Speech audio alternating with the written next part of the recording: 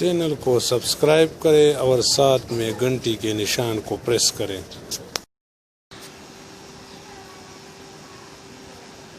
اس کے علاوہ جو تیسرا نقطہ تھا وہ تھا احساس پروگرام۔ احساس پروگرام ایک ایسا پروگرام جس کو کہ عالمی سطح پر پذیرائی ملی، ایک ایسا پروگرام جو کہ اتنے کم عرصے میں، ایک بہت ہی مختصر عرصے میں ترتیب کی دیا، جس کی شفافیت پہ کسی نے سوالات نہیں اٹھائے، اس کو ٹوٹلی بالکل غیر سیاسی طور پہ جو 150 ارب روپے تقسیم کیے گئے، اور جس سے ان غریب لوگوں کا جن کے کہ کوئی